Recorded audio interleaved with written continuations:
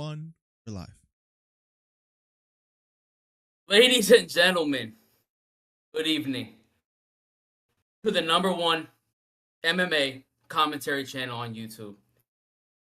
We just had UFC 300 this past weekend. Dare I say the best fight card in UFC history? No. The best, the best fight card in UFC history. No, I'm tripping. It was. UFC 300 lived up to the hype, and I'm so hyped. I'm sorry that y'all are not getting to see Trey right now. Oh, God bless y'all that y'all get to see me instead of Trey. So this is what I'm gonna do. I'm gonna put these on, and I'm gonna get down to business. Okay, the shades give me more confidence. I'm not gonna lie. I'm just gonna be honest with you. I'm gonna start out where I was wrong. Okay, there is a video of me talking about Max Holloway versus Justin Gaethje. Okay, this is my biggest L of my career on this channel by far. I said that Max Holloway was going to look like an old man against Justin Gaethje. What happened Saturday night? The complete opposite. Max Holloway systematically, absolutely destroyed Justin Gaethje. That was an annihilation, and I did not see that coming. I have to say I was wrong. Y'all forgive me for that one. Okay. I'm going to go to number 2, where I was wrong again. But this one, not really. And I'll explain it later. But for brevity's sake, I'll just say number 2, this is where I was wrong. Armin versus Charles. Was it the worst? Did I say it was going to be the best fight of the entire night? I did say that. It ended up being one of the worst fights of the night. Not because of Charles, but because of Armin Hugger Saryukian. That boy's a hugger. I didn't know he was that much of a hugger. Charles turned him into a hugger. I thought he was going to go in there and stand up with Charles more. And granted, he did land a little bit, but I was very surprised how much Armin was hugging him the whole night. So that was a big surprise to me. Now, those are the only fights I was wrong on, okay? So that was short. That was nice and short. Let me go to where I was right. I had said that they were going to be waking Jamal Hill up off the canvas in the first round. What happened? Thank you, Alex Bajero. Thank you for proving me right. I said, why is the line so close? He wasn't even a 2-1 favorite. He was, what, minus 140? 130? What? What did I say? I said, I don't see how this fight isn't a minus 225. At least. And then I went back and said, I don't see how this fight isn't a minus 250, minus 300. And what happened? Oh, poor Jamal Hill. That boy didn't even see that punch coming. Very sad for him. I promised Miller I wasn't going to rub it in his face. I'm a man of my word. I will not rub it in Miller's face that it was one of his worst takes ever in his entire life. I'm not going to say any more about it. I'll let Miller talk about it, and we'll brush past it. Everyone takes L's. Chat, don't get on him too hard for that, okay? And Yuri Prohaska? Hold on a second now. That boy looked like he was the truth. I think they need to run that back between him and Alex. If Alex doesn't go up to heavyweight, which Alex probably will go up to heavyweight. But man, what a fight card. What a night. I was in Buffalo Wild Wings. That knockout, that Max Holloway knockout, I mean, that was brutal. And credit to Justin Gaethje for even doing that after breaking his nose at the end of round 1. I mean, just what a night for fights. What a night for UFC history. That was just a great night. So I want to mention one more thing, and I'll get into it. Was Charles robbed? Hold on a second. Was Charles robbed? Listen, I'm not saying I'm mad at the decision, because I'm not mad at it, but I didn't like it. I don't think anyone watched that fight coming away feeling good that Armin got his hand raised. Even though, okay, we seen it. I did not like it. But overall, and great fights, great night. UFC 300. What a banger card. That's it. That's all I got for you, Miller. So I'm making a poll right what you now got? in chat. Welcome to the stream, Joe De Jesus, maybe the official co-host of the stream from now on, because I mean Trey has just been off for weeks and weeks, but we are live now, ladies and gentlemen. Number one MMA commentary channel on YouTube, and we're gonna have some fun today, guys, because we're gonna do a tier list. We're gonna go through every fight on UFC 300, and we're gonna rate it from A all the way to F, or S tier being the best, right? UFC 300, as Joe said, was one of the best cards that I've ever seen. I mean, Joe just started watching the UFC maybe 2 weeks ago, so he doesn't have much to work with. But nonetheless, we're Good here one, now. Miller. But the first thing you brought up, and I hate to agree with you, like to start off with an agreement, but how about Charles Oliveira? Like you said before, could it have gone 2-1 either way because one judge had it that way? I thought it could have, but if you could elaborate a little bit more on that, because again, Armin had, I think, first round clear Charles Oliveira, round 2 clear Armin Tsarukyan, round 3 Armin didn't really do that much damage in my opinion. How do you feel about it? Yeah, listen. I get it. I understand why they gave it to Armin. I'm not saying that Armin lost, but what did he do to win the fight? He held him down for the first round. Could have been what, 10-8 maybe for Charles. Almost choked him out in the first 30 seconds. That was on top of him, laying on him with his chest to his head for 2.5 minutes. And he almost submitted him. I said Charles was gonna walk right through him. He almost did. He almost proved me right within the first 30 seconds of the fight. But I understand why they gave it to Armin. I understand. I'm not mad at it, but like I said, I just don't like it. I don't like how a guy can go in there and hold somebody for in the last round and not really do too much, and then he almost gets submitted in the end. I mean, how are we gonna judge fights? Control or danger?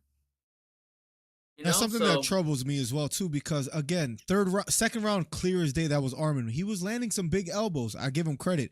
Third round, besides holding him down, there wasn't really much offense happening for Armin. And again, yes, it was a Darce choke by Oliveira at the end. So what do you weigh more, the submission attempt or just the ground control? Literally not even ground control with damage. It's just simply holding the man down. So again, I'm not too mad at 2-1 Armin, but I could see it going either way, especially for a former champ. I don't know. It's just a little bit tough for me. And Armin didn't do anything to convince me that he could beat Islam Makhachev. And I guess that's an important question to talk about as well, too. We do have a caller joining us in general. So let's add him. Hito609 in the building. Welcome to the stream, Hito. And he's muted right now as we speak. I don't know if you meant to call in, but if you did, let me know. You're muted as we speak, and we're going to go to our tier list as well, too, in a second. So let's see if he says anything in the next 5 seconds or so. But in the meantime, let me bring up the tier list on my screen. And this should be fun because me and Joe are going to try to rate these fights. And if we don't agree, then we're going to need the chat to kind of tell us who they side with more. And that's the vote that we'll have. Hito, do you hear us? Yeah, I hear you. Can you hear me now? Yep. Yes, sir. All right, so just real quick stats for you because it's third round. Look, I had Oliveira winning. We all know I had Oliveira winning. Right. But just the stats alone, round 3, Charles Oliveira, 5 for 17. Tsarukyan, 18 for 31. 1 for 2 takedowns, and he had 2 minutes and 10 seconds of control time. So essentially he had a whole another half a round that wasn't him hugging. And he landed 18 strikes in comparison to 5, and he was more active. So this whole thing that it was a robbery, I don't see where you guys are getting that. And I had Oliveira winning. Were any of those shots? I said he won. Were any of those shots significant? You said 18 to 5, right? Significant strikes for round 3 total. I'm saying in your eyes. I'm saying like he has him on the ground. Were they just pitter patter shots, or were they shots that you said to yourself, "Oh, he caught him with a nice shot"? Because I don't remember him landing anything that I'm like, "Oh, he hurt Oliveira on the ground," or he landed a significant strike. From I love this, from distance 11 of 24, leg 1 of 1, body 5 of 5, head 12 of 25, ground 6 of 6. You guys did not see round 3 properly. Those were all the numbers for the third round. This is round. I'm on the UFC. I can link you to the site. I already said I wasn't mad at it, Hito. Calm down, my But God. when you say robbery, are you watching the fight? I didn't say go as robbery. far, I said could. I said might. What I said was it? I'm asking. Let's have the conversation about it. Gosh. I don't know, man. It's just like it's one of those questions. I mean, I felt like I'm an Oliveira guy. As soon as it was over, I'm like, Oliveira lost. I don't see in which way you guys can think that he had a chance of winning. I thought it could have went either way. No way. Submission attempt, Darce choke locked in. The Darce choke wasn't really locked in. The guy came up breathing healthy, like he came up jumping up and down. And I showed you the video. In that position, he went prone, so essentially made the Darce chokes ineffective. That's why when the round was over, he jumped up with no issues. So ineffective. The boy was fighting for his life. Had to lay down flat on his stomach. Hey, go. Had to lay flat on his stomach in order to not get choked out. Yeah, he had that. That's a defense. And when you're saying fighting for your life, when the round is over, he jumps up. This guy was full of energy. That wasn't fighting for your life. Which is pretty corny. Like a fish out there. You think he won? It's pretty corny that he could just lay like that and not get hit with any knees or anything like that, just because he knows he's safe. But just I don't know, just buying time on the clock again. It was 15 seconds left on the clock. What do you want? He was in a compromised position, so he did the best way to get out of it, and he went prone. Like you do that for the whole round, guys. Look at a message in the chat. The scoring criteria favors Charles in the third. This is from the one and only Plugs, but I had Armin by split. Yes, because it's about damage, and it's not necessarily so much about control. Damage trumps control, and there was no damage from Armin. And where was the damage from Oliveira? The best strike in that entire fight was Oliveira right hand, straight right that he caught Armin flush in the face with. That's number one. And then on the ground, who was more dangerous on the ground? Half the round was spent on the ground. Half the round. The other half was on the feet. The times tell you. And with that being said, this guy still had enough to get 12 of 25 headshots in comparison to 2 of 10 headshots from Oliveira. Like, so you have ground control, you have strikes. I don't know. You have the attacks from the distance. Like in every single aspect, this guy won in the third round. You guys those 12 strikes on the ground. Again, I ask you, Hito. They were not on the ground. No, he was 6 of 6 from the ground. Those are 12 of 25 from the distance. So 6 of 6 on the ground. Were any of those significant? I would say probably not. Okay, so why are we putting so much emphasis on the ground control? 6 strikes in 2 minutes. You said he had 2 minutes ground control. He had 6 strikes in 2 minutes. That's insane. That's insane. Hey guys, okay.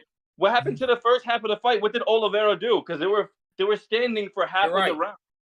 No, I agree with you there. We were talking about it earlier today, where I would have loved to see Oliveira be more dominant, but because it's scored on a round by round basis, there was nothing that Armin did in the first round. So you have to give Oliveira the first round. Now 100%. In the third round, where Armin has ground control and didn't do nothing, Charles Oliveira went for a Darce choke, and it looked pretty deep to me. That is the second half of the round, though. What happened when they were when they were standing up? Oliveira did nothing. Armin outstruck him. It's clear as day. The numbers are not even close. Weird. That was weird. I will say I was watching that fight and I was wondering, in the third round, why isn't Charles throwing? I don't know. Maybe he was trying to get the takedown attempt from him, and so he can. Here's the problem. And I was watching the fight with Drew, and this might just be how Charles Oliveira fights, but it is, and he may not want to make any changes. He's already 34 years old. He's already been the champion. He's defended his belt a couple of times. I don't know how hungry he is to go in there and get better. I think he might just be, I am who I am, and I'm gonna go in there and fight how I fight, and that's it. I'm not sure he's looking to get better, but I believe, and Drew pointed this out, so I can't even take credit for this. He is so confident in his ground game. He doesn't even care about getting taken down.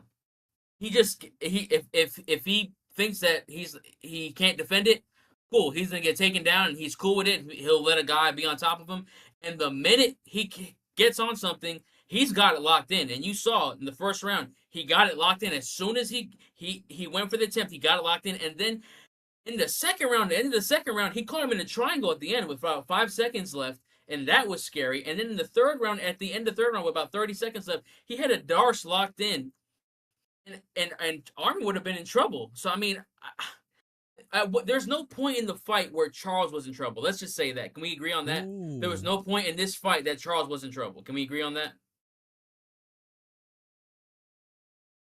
I'd have to rewatch it.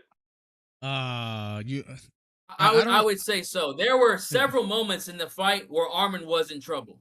100%. You gotta remember, no, because he landed a lot of elbows. He was slicing them up with the elbows. You act like he came. Oh, round two. Round two, yep. Yeah. But you think there's no point in round the two, I'll give you an example. That was troublesome.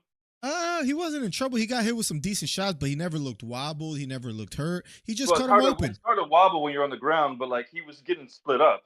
He didn't look stunned or hurt at all. We do have Chris Faith waiting, so feel free to jump back in, Hito. Let me add him in here just because he's been waiting for a while. I'm not mad at it. Chris Faith, are you there? Do you hear us? Yes, I hear you. Do you hear me? Yes, sir. Now we hear you. What's up, Chris? Welcome to the stream. Hey, how you guys doing? Doing the encyclopedia, the historian, the people's champ. And also the new name, the great MMA predictor. Let's go. Let's go. What's up, Chris? What do you have on your mind today? You know, watching that fight, I'll talk about every fight to the last from UFC 300 was awesome. I'm not going to lie. You know what would have been more better if John Jones would have been there, but that idiot fumbled the bag like how he did 8 years ago with UFC 200. I don't know if you noticed, but John Jones, he was in the card of UFC 100 in the early prelim cards. He would have been doing like what Jim Miller has been doing. But honestly, this guy, John Jones, was not there. But look, on the bright side, Alex Pereira, he did awesome. And you should agree with me, man. You agree with Jamal Hill. Why? You said, oh, Jamal Hill, bro. The way how he clipped him, he did that crazy clip right there into the chin. And not just that, when the referee stopped it, I forgot what Pereira. He was probably copying Adesanya's move. And then Jamal Hill tries to go. I'm like, bro, what are you getting back up? You lost the fight. There's no purpose of going back up for no reason if you got your ass knocked out. No, listen, I was warning Jamal Hill he needs to worry about one thing, that left hook, and damn, he got caught, and he got caught bad. That left hook is a shutoff button. If you get caught with it, it's over. And Jamal Hill got caught. I thought he would put up a bigger fight. I was even impressed where Herb Dean tried to get in the way and Alex Pereira hit him with a stiff arm and then proceeds to knock Jamal Hill out. Listen, I think the next conversation we could have is Alex Pereira the number one pound for pound fighter in the world, or is he at least the biggest star? Is he either one? Chris, what do you think about that? I can see he could be a bigger star, not just this year, but sometime around 2025, because he said he wants to go up to the heavyweight, but I'm like, nah, he's not there yet. If he could get 2 more wins, he could be 5-0. And right now he's 3-0 at light heavyweight. Look, he beat John Blachowicz, then Yair Prochazka, and now Jamal Hill. He's 3-0 in light heavyweight, no lie, with 1 title defense. Chris, can I ask you something? I want to ask Chris something. All right, ask me. Chris, what do you think Miller was thinking about when he picked Hill? What do you think? What do you think was going on in his head? What do you think? He made a mistake. I know he was making a mistake, even though he didn't want to. Okay, I do respect that.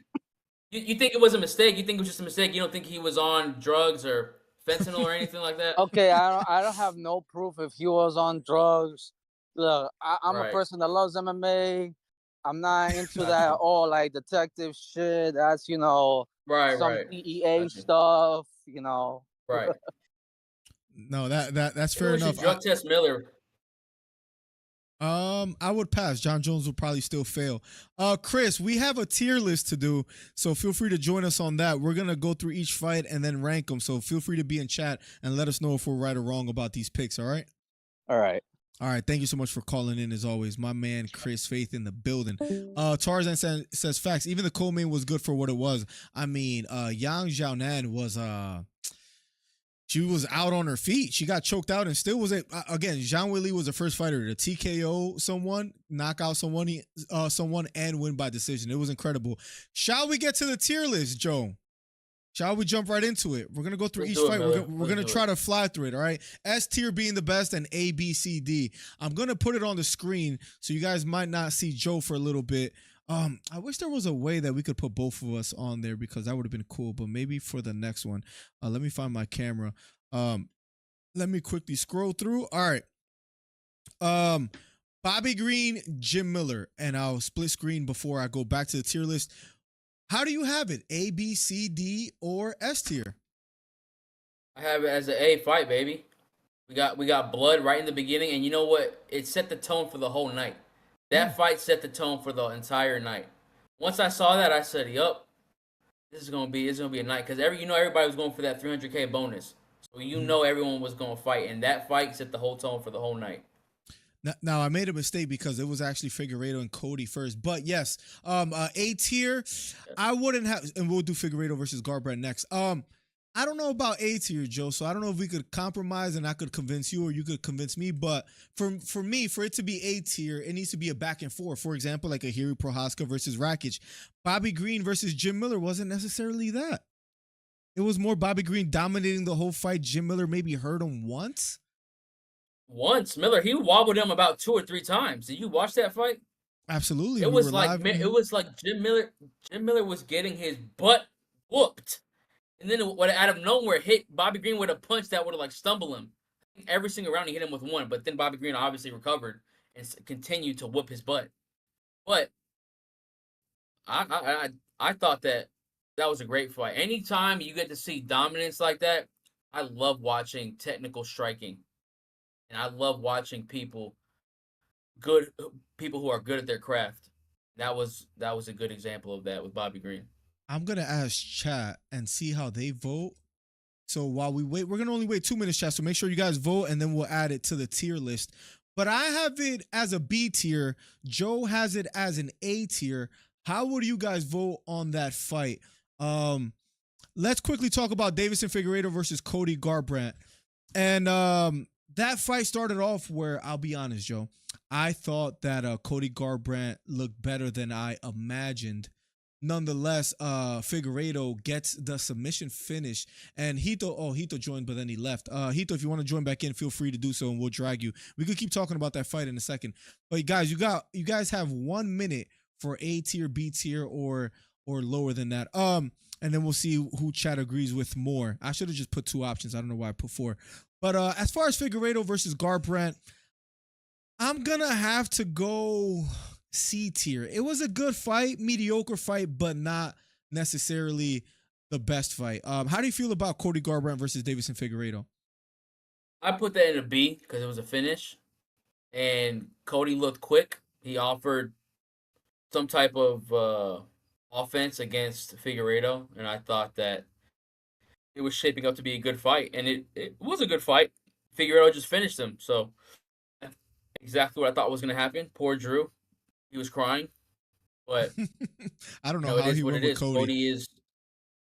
Cody is done for. It's so sad. Cody had the type of I had said that Topuria is what everyone thought Cody Garbrandt would be. Wow, what a statement! It's just sad that we see him going out like this, and then when he's talking to something isn't right when he's talking. It's like I don't know if he's been knocked out too many times, he's taking too many punches, but something is just not all there when Cody's talking. But I gave it a B. So, real quick, Joe and Hito, before Hito chimes in, the votes are in, and not surprising, Joe, that the first round, at least Jim Miller versus Bobby Green, the chat votes more in favor of what I picked, B tier. So 1-0 me for now. I'm gonna make another poll, guys. So make sure you guys vote on there. But Hito, what's up? I think I side with Power Slap over here. He's right. It did set the tone for the night, even though it wasn't the first night. And Bobby Green, and when you say it was a complete domination, Bobby Green got saved by the bell the first round. Bobby Green was about to get laid out. I was actually kind of worried because I lost. The one thing I liked about that fight is because my parlay got destroyed right from the beginning. I had Jim Miller winning.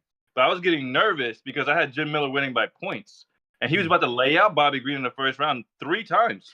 So he was right. It set the tone for the whole night. I would have gave it an A because of, dude, the guy had 23 stitches, a broken hand. He was still to keep up there. Both guys almost get knocked out. That's a good tone setter for the whole night. That's the early prelim. Come on, man. I think it was an A. You guys are sleeping.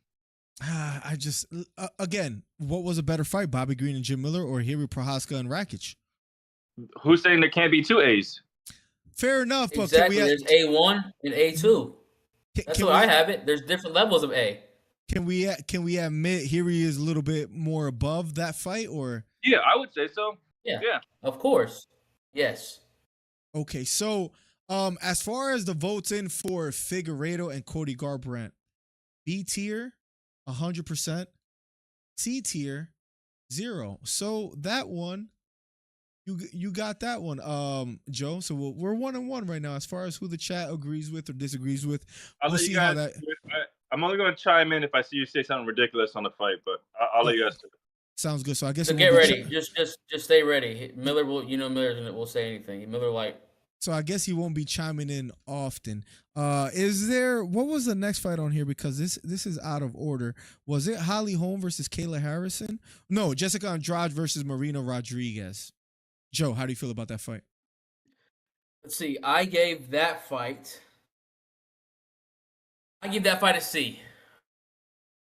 I gave that fight a C. It wasn't the worst fight on the card. And I thought Marina was looking good on the feet, was tagging Andrade. And I think her boxing was looking crisp. She just got no power. That was the only problem. She just has no power. But she was catching Andrade with some mean combos, some mean 1-2s, some 1-2-3s. I mean, she was catching it. Just Andrade. I honestly thought Marina won the fight. Me personally, I didn't think Andrade won that fight. So I give that fight a C. It was a split decision win for Jessica Andrade, so it was close. Joe, for the first time tonight, we agree. I think that's a C tier fight. I think it was a decent back and forth.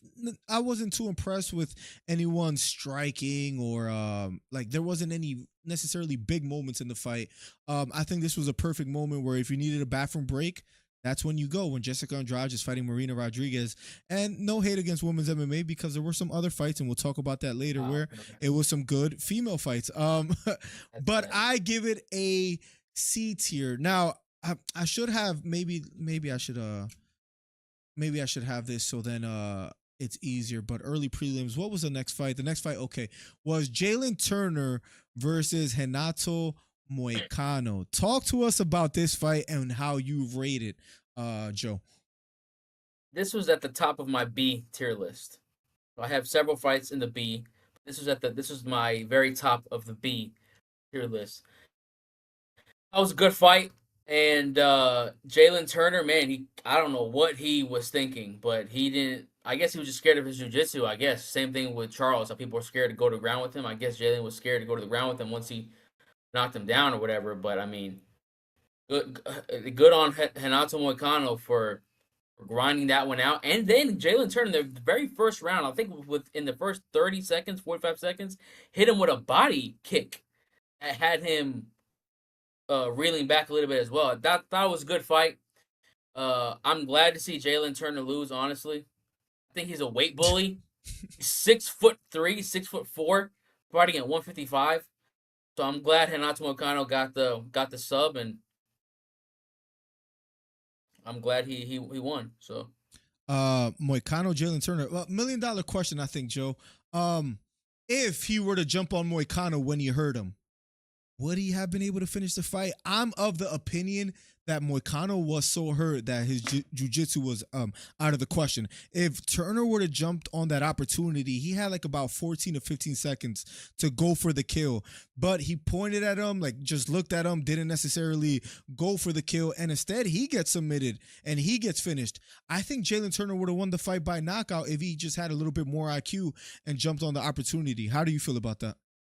Yeah, and I want to correct something. I said sub. He got TKO'd. So I just want to fix that. No, Jalen Turner's not good enough.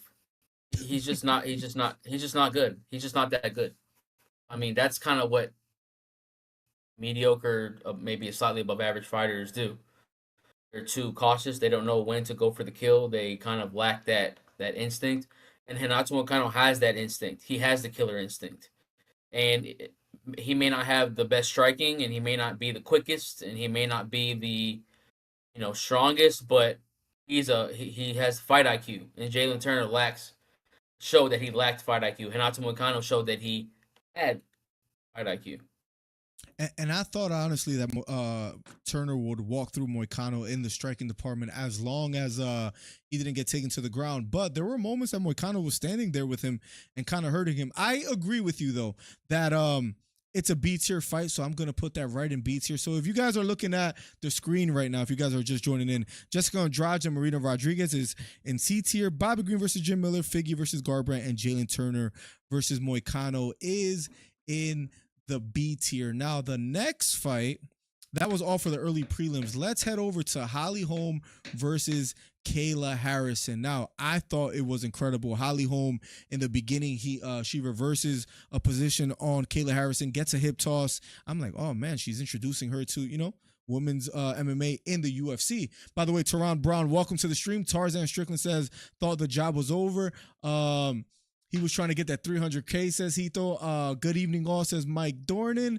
There was someone else. Oh, okay, Tarzan. What's up, Tarzan? Says, few hammer fists, the ref steps in for sure. I agree, Tarzan. Now, Holly Holm versus Kayla Harrison. As far as this fight, it was a dominant performance for Kayla Harrison, besides getting taken down in the first round where she just looked massive next to Holly Holm. And I think they're going to fast track her for the 135-pound title. She should be the favorite. Yeah, at least in line, yes, absolutely. Now, as far as tier list, I'm thinking the B tier list because of just, dominant finish for Kayla Harrison. How are you feeling about that, Joe? I put that right behind the Moicano fight. That was in my B tier list as well, because I was watching that fight, and the reason why it got in my B tier list was, it was going to go to my C, but then I remembered my wife started watching the fight, and she was like, yo, what are these women doing up here fighting like this? And it kind of got her interested, so I was like, yeah, this is interesting. So that's what got into my B tier list, just because my wife started watching the fight. So absolutely, man. I thought it was a decent fight. Now, this one should be fun to rate, Joe. You're going to have fun with this one. How about Aljamain Sterling versus Calvin Kattar? I mean, wow. I'm dying to know how you feel about this fight. A, B, C, or D? This is where I'm about to go off, because this fight, first of all, I want to say this about Aljamain Sterling. This is no disrespect to him personally, right? This is about fighting. This is about the UFC. This is not about his character or, whatever else. His fight style is absolutely atrocious. And at 145, he's going to get knocked out by somebody. I'm sorry.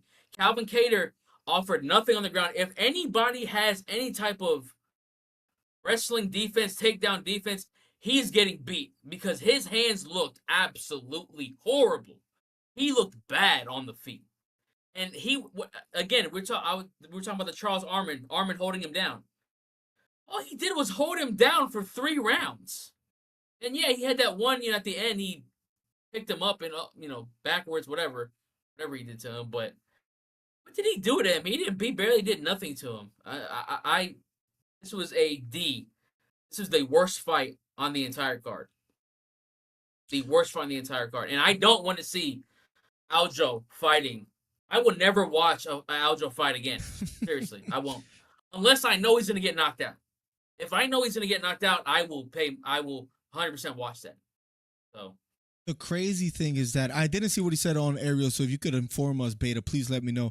The crazy thing is I made a video, and if you skipped, there's timestamps where if you skip to the Calvin Kattar versus Aljamain Sterling fight, there's a moment where Dana White says, yes, I agree to 300K, and Aljamain Sterling, I don't know if you saw the press conference, is jumping on his feet. He looks excited, as if he was going to go for an exciting fight. Then you have that performance, Joe, where, just easily the most boring fight at UFC 300. And listen, Joe, I understand if you're, winning is primary. Completely understand. But I think there's something to fighting on UFC 300 and trying to make a statement if you're in a new division at 145. And you have to outperform. You got to take a risk. You got to do something. If you're on the back, maybe go for more strikes or be more aggressive. I was upset with Oliveira as well, too, when he was on the ground not being more aggressive. But even more so with Sterling. At that point, at UFC 300, new division, and you want to put yourself and your name in the hat for a title fight, you can't have that kind of performance. I just don't understand a lot of these guys who are. I get it. They just want to get the win, and winning is important in the UFC. A lot of guys don't care if the fans like them, if they are boring. But Aljamain is a boring at 145. He looks boring. At least at 135, maybe he looked maybe a little bit quicker. Like at 145, he just didn't. He just didn't look good at all. He wrestled him and held him down, and what did he do? Nothing. And he was jumping around for the 300K. That is insane to me. What a bum. Some interesting information, Joe, before we put Aljamain Sterling on the tier list. Mike Dornan says Sterling has his own tier. Beta says he said if he got dominated by Cater, he was going to retire. These are the words from Sterling that Beta's paraphrasing. He said that he isn't as motivated now that he's a millionaire. If he did say that, which I believe Beta, then at least he's honest. I respect that. Exactly. I respect that too, Miller. I respect that he's honest, and and he has to respect that I'm honest, that he's a bum, and I don't want to watch his fights like that. So Tarzan said might be entertaining if he fights a good grappler. Beta says him versus Ortega will at least be a better showing, at least on paper. When it's all said and done, what or where do you put Aljamain Sterling on the tier list? I put it at D. It was the worst fight on the card. D. Easily. Worst fight on the whole card. I don't think there's any taste in my mouth. I don't think there's any debate from anyone for us putting him on the D tier. Just one of the most boring fights that I've ever seen in my life. But luckily, up next, Joe, we have Jiri Prochazka versus Alexander Rakic. Now that fight was the complete opposite. I mean, Jiri's leg was getting chewed up, and the man refuses to check leg kicks, but he gets the job done, a comeback win. How do you feel about this fight, and how would you rate it?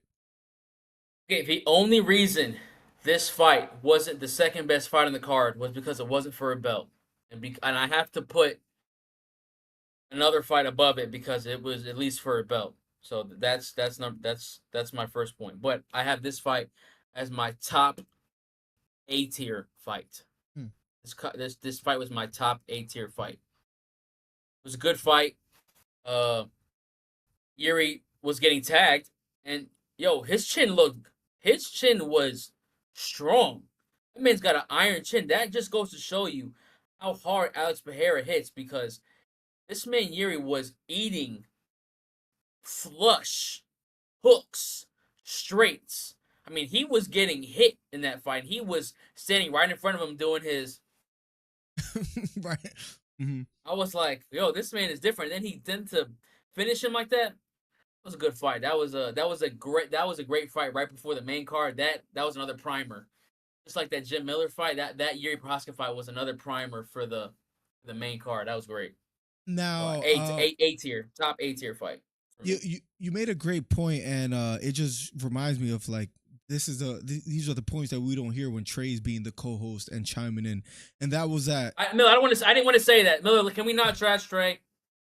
He gets enough on Instagram. It's so bad. Oh, seriously. he's guys. If you guys didn't know, he's getting cooked on Instagram because of everything that he said for UFC 300, specifically for Max Holloway versus Justin Gaethje. But a point that you made that I agree with was, wow, Jiri's chin in this fight shows how hard Alex Pereira hits, because Pereira was able to find the light switch, but Jiri was getting hit with everything in the kitchen sink, and he would just. I don't even think he really got hurt in the fight. Maybe a little bit wobbled here and there, but for the most part, he was okay. Yeah, and maybe not even wobbled, because it's hard to even tell because of the way he moves in the octagon, right?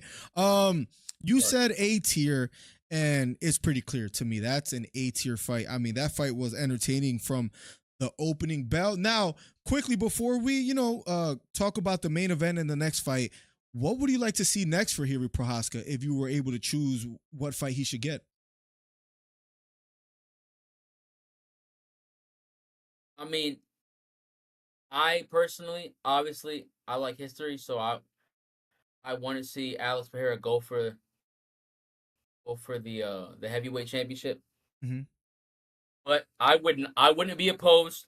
I wouldn't be opposed to Yuri versus Alex Pereira too, Okay. because even in that first fight, Yuri had some success and was kind of tagging Alex Pereira a little bit, was backing him up a little bit. Absolutely. Now, but I don't think he ever had him hurt, but at least he was there backing him up, tagging him in his face, So who knows? Maybe on a different day, maybe he gets that win. So I wouldn't mind them running that back with Alex Pereira. Now I still got Alex Pereira in that fight, but I wouldn't mind them running it back. Or Jamal Hill. Give him Jamal Hill and see if Jamal Hill can bounce back and get a good win. So, Did you say something about not trashing Trey? Because I'm sorry, I'm gonna have to ignore that again. Two good points. okay, that's You fine. could you can go with the narrative that listen, maybe the Jiri fight versus Pereira was stopped a little bit early. Let's run it back. So I'm not too mad at that option either.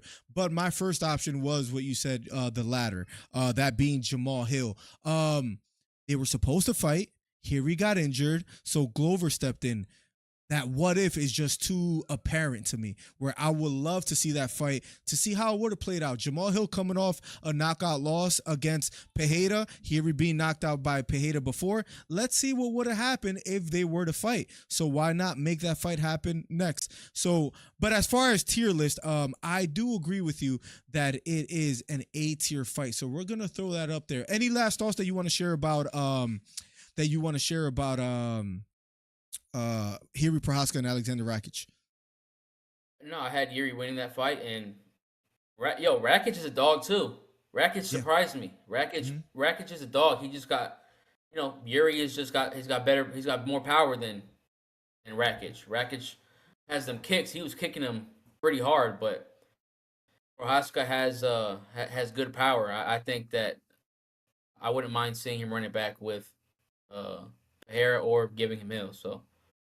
No, fair enough. And Mr. Mustache, welcome to the stream. He says Jamal Hill 100%, which I agree with. Here he's not deserving or ready for Alex, in my opinion. Says Tarzan. I love his unorthodox style, but he has to tighten up. Agreed, Mike Dornan.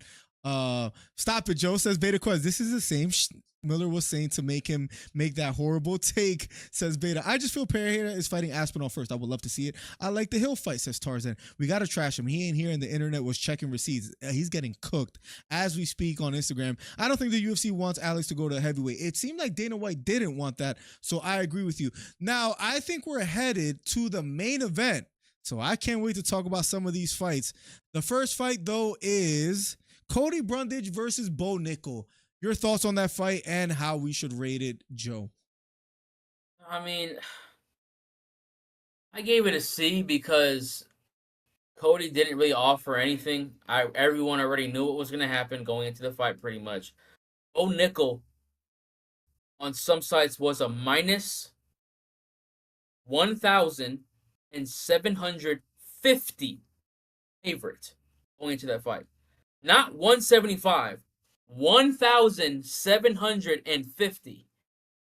So Cody didn't do anything to make it a good fight. Maybe if Cody would have fought back a little bit more. I mean, Cody had at one moment where he threw him off of him, but I mean, and then Bo Nickel was right back on him. Like I gave this fight a C not because of Bo Nickel, but just because of the level of opponent. It's not a good opponent for him as far as a competitive UFC fight. So I gave this fight a C.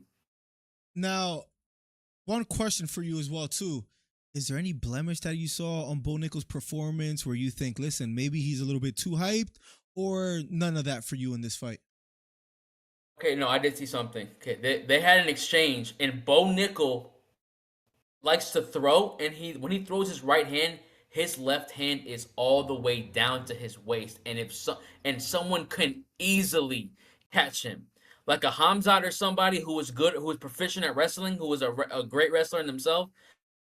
If he gets in there with a wrestler who's close to his level, with striking and UFC fight experience, with MMA experience, Mhm. with the hands, he needs to be very careful because he can get knocked out. His hands are way too low. He just goes in there like a pit bull, and I get it. He's nice. He is raw. Bo Nickal is raw. You can see with your eyes that he's different. He is 100% different. He moves different.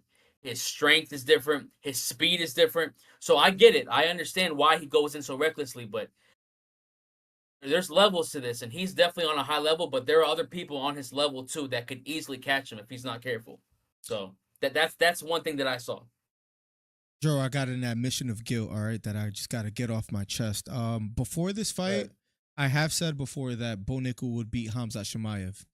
Again, that might sound a little crazy. Now, after seeing this Cody Brundage fight, I'm not necessarily that convinced because you're right. There were moments that his hands were a little bit low that, God forbid, Khamzat catches him. He's going to hurt him. And then not only that as well, too, Joe, there were even some wrestling exchanges where Cody did okay.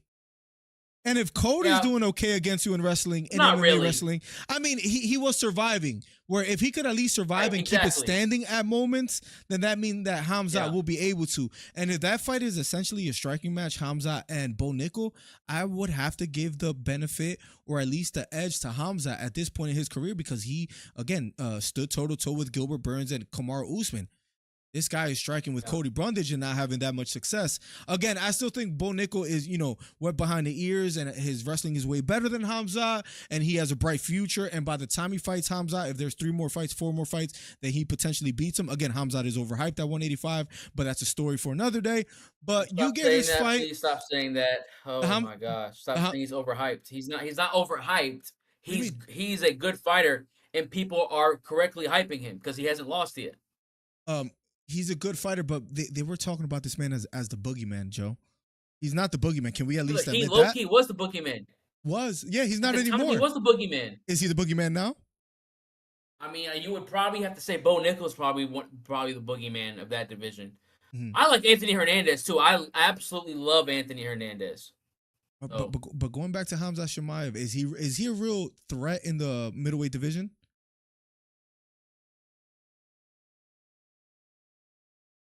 Say that again, Miller. I'm sorry. I'm having trouble hearing you. Is Khamzat a real threat in the middleweight division? Is Khamzat a real threat? Yes, of course he's a real threat. What are you talking about? Of course he is. What are you talking about? He struggled with Gilbert Burns at 170. Struggled with Kamaru Usman at 185. Usman coming off the couch. I think he's going to struggle with the top 5 in the middleweight division. Oh, and he's going to fight Robert Whittaker as well, too. I think he loses that fight. He's not losing that fight, Miller. Listen, I'm not like Trey. I'm not saying that Robert Whittaker is trash, and I'm not saying that at all. I think Robert Whittaker, like you said, is a UFC legend. He's a UFC great. He's been a great fighter for years now. It's just his time. It's just Khamzat's time. Khamzat's gonna finish him. And you don't think Khamzat could beat Strickus? If they were to fight, you don't think he would win? You don't think he beats Adesanya? No, absolutely. You don't think so? Adesanya cooks him. I think you think that? Oh yeah, I think Adesanya stays on the outside, leg kick, kind of like what he did to Paulo Costa. Maybe Khamzat lasts a little bit longer, but Khamzat, he's not beating Adesanya. Adesanya is great at the end of the day. We can't get it twisted. Right? No, I'm not saying he's not great, but you don't think Khamzat is gonna be able to wrestle Adesanya? You don't think so? I think he's gonna have a tough time getting on the inside, and Adesanya will make him pay for it. Wow. And I'm not an Adesanya fan. If anything, I think he was one of the most boring champions of all time. But yeah, I think Adesanya. So you think Whittaker is gonna win by how? Whittaker's winning by how? That's a good question. I'm not gonna lie. That's a good question because Whittaker has looked a bit chinny in the past, and that worries me a little bit. I think he wins a decision. Kind of like how he did against Costa, stays on the outside, lands the bigger shots, maybe by knockout, but that's a little bit, a little bit too, I guess, I don't know what would be the word for it, but maybe by knockout, but I would say if I had to bet, by decision. I'm saying that Khamzat subs him. That's what I'm saying. That's subs Rob. I think he gets his back. I think he climbs on him, gets his back, and and puts him in a dangerous position and subs him 100%. Kevin Holland Granby rolled a few times out of some takedowns by Hamza, and all I'm saying is if Kevin Holland was able to do that for a little bit, I just think Robert Whittaker is going to be able to keep it on the feet. But going back, and we'll talk about that a bit more maybe towards the end, or if anybody wants to talk about it. But going back to Cody Brundage versus Bo Nickel, you rated that a C? Gave that a C, yeah. It was no surprise. It was everyone. I was watching the fight there at Buffalo Wild Wings, and we were all just like, "Yeah, okay, he's gonna Bo Nickel gonna yep, he's on top of him. Yep, okay, yep, he's got his neck. Yeah, okay, cool. Yep, minus 1,750 favorite. Yeah, cool. I mean, no, that's completely fair. Spectacular. I put him in the C tier as well too, and the chat agrees with you. Joe's 57% C tier, 29% D tier for Cody Brundage versus Bo Nickel. So interesting. That I think we all kind of unanimously, almost for the most part, agree. Minus 1,750 favorite. Yeah, cool. That's completely fair. Spectacular. Oh, give me 1 second. All right, cool. Sorry about that. I don't know if you heard that audio in the background. The next fight on the card, this might be tough to talk about, Joe, so take your time, okay? You know what the next fight is. Charles Oliveira versus Arman Tsarukyan, man. How do you rate this fight? Opinions on the fight? Let's talk about it. Listen, I have to admit, I said in the beginning, I admit where I was wrong. Okay? The Bible says when you humble yourself, you're exalted. If you don't humble yourself, you will get humbled. So I'm going to go ahead and just get out the way. I'm going to humble my own self. I said that this was going to be the best fight on the whole card. Boy, was I wrong. It low-key wasn't even in the top 5 fights on the card. So I gave this fight a C. I gave it a C. So, extremely disappointed that Charles didn't get the win. I thought he was going to do a lot better. But, Arman showed that he was good. But like you said earlier, Islam is way too much for him. Arman didn't show me anything. Arman showed me nothing that night. So, if anything, Charles showed me that he's just as dangerous as ever on the ground. And if someone wants to go to the ground with him, that man's jiu-jitsu is on point to get ready to choke out anybody if they make one slight mistake. So, now this is a question that I'll let you answer, Joe. There's somebody waiting to join the call by the name of Trey Melton. Do we allow this man to join the call? Of decision to be made. I know, because everything was going smooth. We were talking with logic. Put him on, Miller. Yeah, you think so? You know what? We're actually having a good MMA conversation. Trey Melton, is People that you? People were cooking him on Instagram. Let's hear what he has to say. Well. What am I watching here? I feel like I'm watching two landscapers on their lunch break talk about fighting. No, seriously. What's your guys' business called? I want to support. No, seriously. What are we doing here? Joe's talking about where he was wrong, like people even care about the takes he has? Are we serious? Like people are keeping tabs on Joe? Joe, don't ever come on my show again talking about Charles Oliveira should have won because he held a choke for 15 seconds. Get out of here. Are you serious? What are we? Yeah, I am serious. What are we rating fights on now? Are we rating them on danger or control time? What are we talking about here? It's disgusting. No. Shut your mouth. I'm talking now. You had your time. I'm talking now. This is my show. It's disgusting. Go ahead, it's disgusting. Make a fool out of yourself. Go ahead. Charles Oliveira fans sit up here and slurp him off every time. Well, did he get robbed? So you're telling me you were impressed by Arman's win? I'm telling you right now, Arman did exactly what I said he was going to do. He went in there and absolutely dogged Charles. Charles was a clown in there. I get it. Listen, wait. Keep your mouth closed. Close your mouth when you're looking at me. Close your mouth when you're looking at me. I get it. Charles held on to his neck for 15 seconds in the first round and 15 seconds in the third round. That don't mean nothing. You want to talk about danger? You want to talk about danger or control time?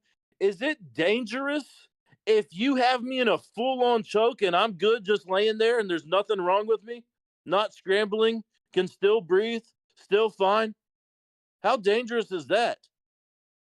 Are you done? Can I interrupt you and say something, please, you idiot? All right, go ahead, pal. What do you mean laying on the ground? The guy, he couldn't move. If he moved any which way, Charles was going to choke him unconscious. So the best thing he had to do was lay on his back like a fish and flop there and play dead like a possum and Stop pray that. he didn't get choked unconscious. Stop So that. I don't know what you're talking about. It's What do you called mean? It was like- strategy. It's called ground game. Honestly, I'm the source. I'm the Strategy. king. I'm the one who gets it done. I'm Mr. Oh. Intel. I don't expect you to know anything about this. You've been watching the UFC for what? All of 3 weeks? All of 3 weeks? So what? So your takes mean nothing to me. He was laying there. They was laying there whispering secrets into each other's ear. And you're talking about Charles is scary. Charles is dangerous. Charles had his tongue out and said, "This is who? This is the guy. Yeah, This is Armin." Charles had his tongue out. Charles ready had to his choke tongue out him like out. he was actually doing something. He was sitting there just What laying did with Armin him. do? What did Armin do? You said he was going to Great knock question. him out. What? Whoa! Whoa! What did Armin Hold on, do? hold on! Don't forget how Charles got to the ground every time. Armin was scooping that boy. Armin was tagging him. And did nothing with it. Scooping him, Armin tagging was him. ta- Oh my Armin was God. Tagging him, tagging him and maybe in the scooping second him. Yes, round. he was. Maybe in the Yes, he second was. round, that's about it. Yes, he was. Second So- round, he was ground and pound, 100%. The second round, I'll give you that. But So- tagging him on the feet? Yeah. Let me was ask you. pitter pattering, Hold on. hit him. Wait. Yeah, both of you landscapers, shut up. Listen to me. What did Charles do? Y'all really think because he hugged his neck for 15 seconds total in the whole Miller, what fight did that he Charles do? won? Miller, say what Charles did, please, because I already said what Charles did. I want you to tell him. I mean, in the first round, dominated.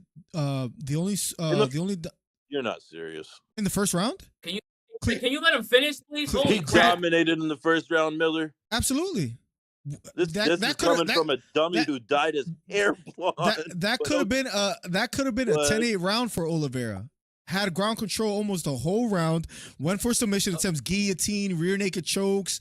Now Armin, credit to him, he had a decent second round. Wasn't the most impressive, but landed a few elbows. That's about it. In the third round, almost did nothing with the ground control time. What do you mean he scooped him and was dogging him again? He was scooping him and dogging him. He was just Trey, holding him. don't say he dogged him. He Hold won on by a split second. Hold on. decision. Wait. That's like saying Sterling dog Cater. Joe, shut up. Miller, shut up. It's my show. Listen to me. Joe, if I remember correctly, and I rack my Yeah, go ahead, brain yeah. for some memories real quick, Yeah. I remember Go you ahead. saying Armin is not ready for what? Pretty quick racking. jiu-jitsu. Go ahead. The jiu-jitsu. And he almost got submitted. What jiu-jitsu? Yeah, what do you mean? And he did almost proved my Charles point 30 display? seconds in the fight. 30 seconds in the fight, he almost proved my exact point. You see Armin's face in that choke, the camera went up and he was like, He was fine. He so what wiggled are you his neck talking right about? out with that loose grip.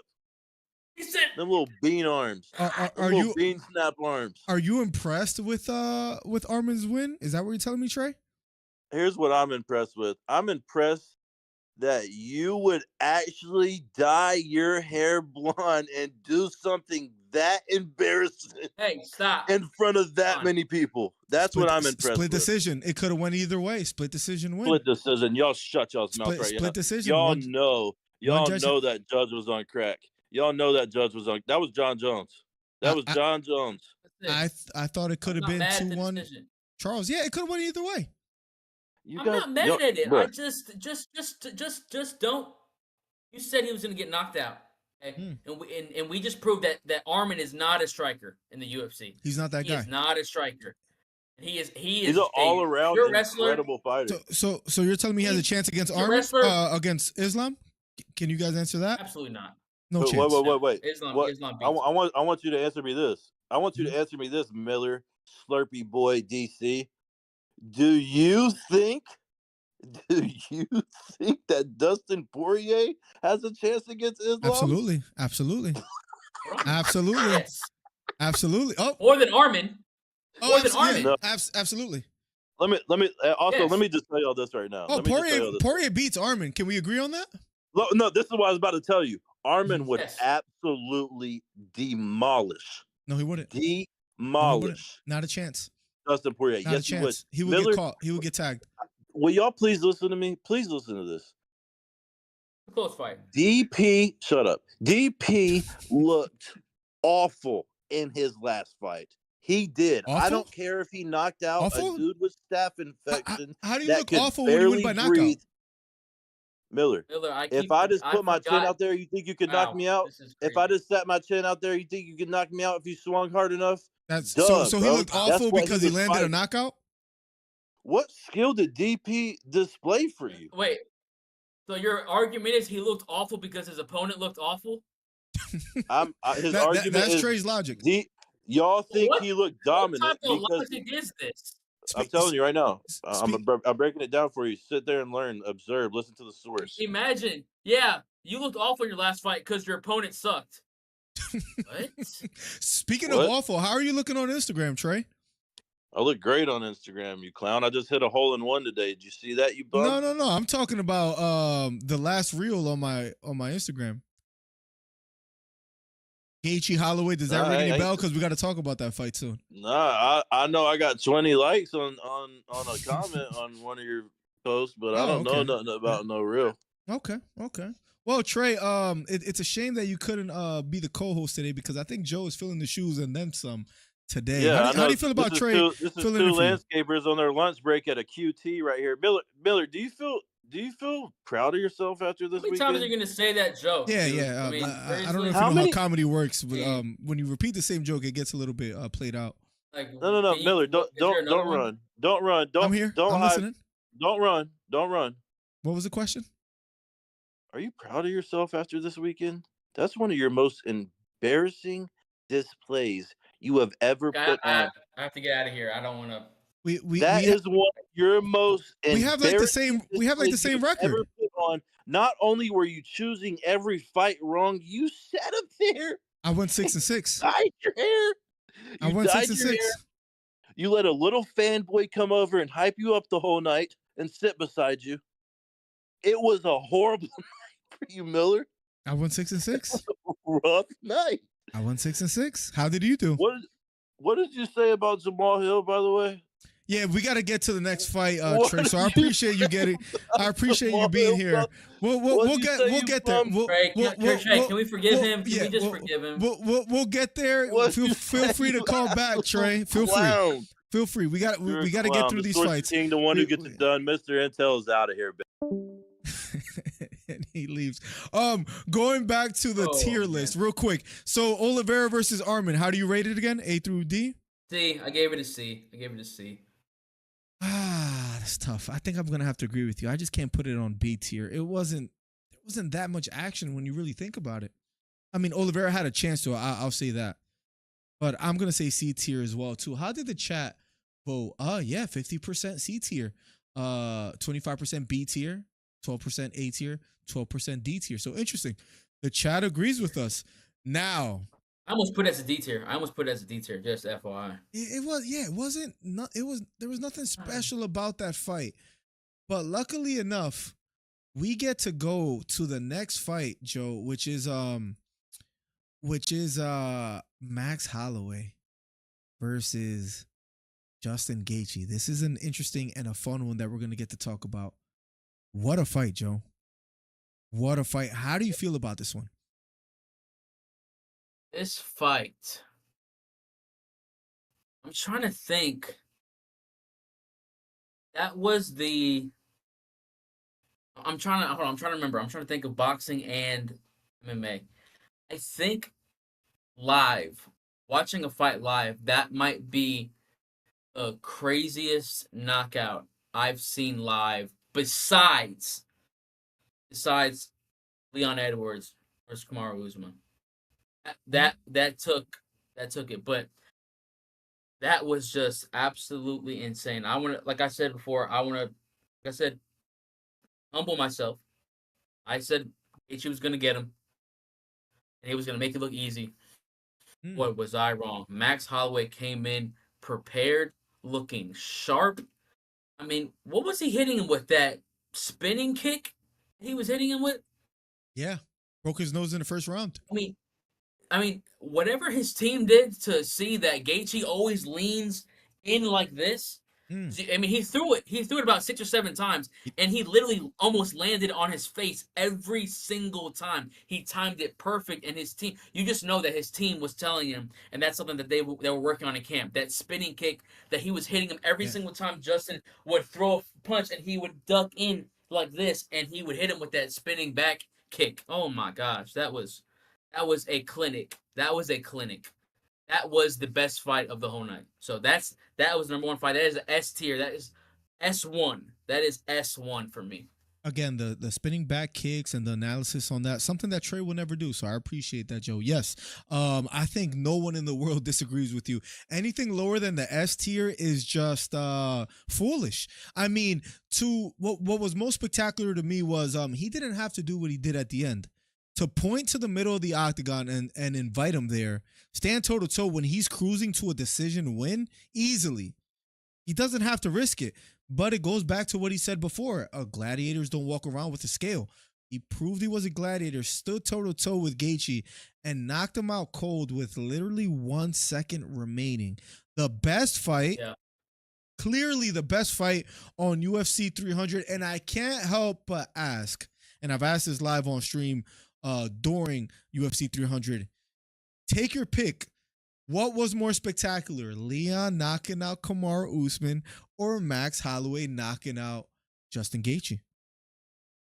I think Leon Edwards, the moment was just for a championship fight. He was losing the whole fight, and he just came back and knocked him out cold like that. You have to say Leon Edwards. I mean, that was just insane. But I will say this. I don't know if you saw this. Anyone go back and watch this, confirm what I'm about to say. The camera guy for that knockout last night, he did an amazing job. Whatever angle he had, it was perfect. Like, he got knocked out. And as soon as he got hit, the camera zoomed in a little bit and then followed him as he went down. And it just made the knockout look even crazier. I mean, in Buffalo Wild Wings, we were going absolutely insane. I could not believe what I had just seen. That was, Dana White said it the best. That was an adrenaline dump. Like, I was like, holy crap. That was absolutely insane. I was very impressed. I do have to agree with you that the Leon head kick, just because he was losing the whole fight and because it was a title fight, and because he beat arguably the best welterweight of all time, I do put that knockout a little bit above Max Holloway versus Justin Gaethje. But I'm not mad at anyone saying, hey, I picked the Max Holloway versus Justin Gaethje knockout. Again, to point to the middle of the octagon and get and the visual behind it. And especially everyone was counting out Max Holloway, including myself. They thought that he wouldn't hang at 155. He was too small. He had pillow hands. For him to knock out Gaethje cold, and another conversation we can have too. Does Gaethje bounce back from this, or is this the beginning of the end? No, I think Gaethje should retire. Honestly. Wow. It's a heavy claim. I think he should retire because he's not going to fight for a belt anytime soon. He's going to have to beat a couple dudes again. He just got beat by somebody who came up from 145. I mean, he got not just get beat, he got destroyed. He got destroyed by somebody who came up from a lower weight division. He's not he's not beating Islam. 1,000% he's not beating Islam. He probably is not beating Armin. Hey, styles make fights. It's tough, but what would you give? What would you give Gaethje next? I mean, who's his next fight? That was something that I was thinking about as well too. I can't think of, because he has fought almost everybody up there. Like, even that's what I'm saying. Even Fazeev, you know what I mean? So like, right. What do you do with him? I think I don't know about retire, but you don't think there's any other fight for him?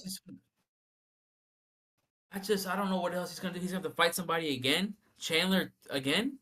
I mean, I don't know. If Chandler loses to Conor, which I think he's gonna lose to Conor, what you make Chandler Gaethje too? I mean, I don't know. Like, then what? Does he become a gatekeeper? Is he gonna fight the guys next up and coming? Benoit, maybe. They both got knocked out. Benoit versus Gaethje, maybe next fight. I mean, what else do you do? Now in chat, Beta says Max. Hollywood Hito says Max. So they're picking that knockout more than the Leon Edwards knockout. Max, and I'm from UK and a Leon fan. Wow, so 3 people say that the better knockout was the Max Holloway knockout. There was no way. Oh, Beta said because it literally exemplifies what BMF stands for. I mean, to point to the middle again of the octagon. You're right. Toe to toe is almost like both of their feet is in a tire and they can't move from there, and they're just swinging for the fences. It's close. I still go Leon. I don't want to be prisoner of the moment. That was just, the speech in the corner. Was that? It's Leon Edwards. I mean, head kick knockout. Dude is losing the entire fight. Was about to get unanimous decision. Was getting 50-45 the entire fight, and then all of a sudden, out of nowhere, knocks the greatest welterweight champion. I'm sorry. Yeah, the greatest welterweight champion in UFC history, going for his 16th title defense or 17th, whatever it was. It was one to break GSP's record, and he's about to break the record and maybe become the greatest fighter in UFC history besides John Jones. I don't know, man. I agree. Let's throw that on to the S tier. We didn't. I don't know how we missed this. Diego Lopez versus Sadiq Youssef. If you want to quickly talk about that before the last 2 fights. Diego Lopez is spectacular to me. You say B, I say A. So let me quickly make a poll while we rate Diego Lopez versus Sadiq Youssef. Let's see what the chat says. Let me see where I had it. No, actually, I had an A. I had that as an A fight. I'm sorry. Okay, no problem. That was my second A fight. I'm going to ask the chat real quick. Real quick, let's talk about Diego Lopez before the co-main and main event. So we're kind of wrapping up here. If you guys want to look at the where we're rating these fights, here it goes. Gaethje, Holloway, S tier. Heary versus Rakic, A tier. Green versus Miller. Figgy versus Cody. Turner versus Moicano. Holm versus Kayla, B tier. C tier is Andrade, Bo Nickel, and then the Charles Oliveira fight, even though I almost feel like we could drag Bo Nickel down, but nonetheless. And Sterling, of course, is in D tier against Calvin Kattar. I'm going to go A tier as well, too, for Diego Lopez. The question that I wanted to ask you, Joe, is, I mean, how big of a threat is Diego Lopez to the 145 division? And Beta Quest is in the chat, but if you want to quickly answer, how big of a threat is Diego Lopez? At 145? At 145. I mean, top 5, maybe. He's not better than Taporia. I mean, with the proper, just kind of training him into that fight, I think he beats almost anyone in the top 5 or top 10 at least. He's that dangerous. Yeah. Max Holloway might be a tough fight for him. I think he beats Brian Ortega. Yes, of course, Calvin Kattar as well too. But I think his future is bright. Beta Quest, you joined in. What was your thoughts? What did you have on your mind today? Color palette switch, Trey. I have one thing to say. Listen. So in the last 10 seconds of the biggest fight of his career, he's at a stopping point, right? He's just lost. He beat who did he beat before this? Who did Max beat before doing the Gaethje? Yeah, he's at a standstill in his career. He gets a chance to cruise into a victory. And instead of doing what everybody does, he points to the mat and says, I know you're the greatest. I know you're the heaviest hitter in the entire division. And I know everybody calls me Pillow Fist. We're going to stand and bang for the last 10 seconds of this fight, and knocks him out. Now, hear me out. I hear what you guys are saying about Leon Edwards. He got dog walked for almost 24 minutes and 30 seconds? He got dog walked. That's cool. That was a beautiful knockout. Max did something nobody thought was possible. Period for him. He knocked out the heaviest hitter. When everybody's like, oh, he's got pillow fists. He's got pillow fists. And sent the man to the shadow realm. Andy's coming. He hit the ground like Andy was coming. Listen, me and Joe agree, but besides me and Joe, everybody else agrees with Beta. Everybody in chat, I didn't see one person say Leon. Everyone is saying Max Holloway was a better knockout than the Leon Edwards knockout. It's a fair argument. That's So what it here's means to be a you bad see, motherfucker.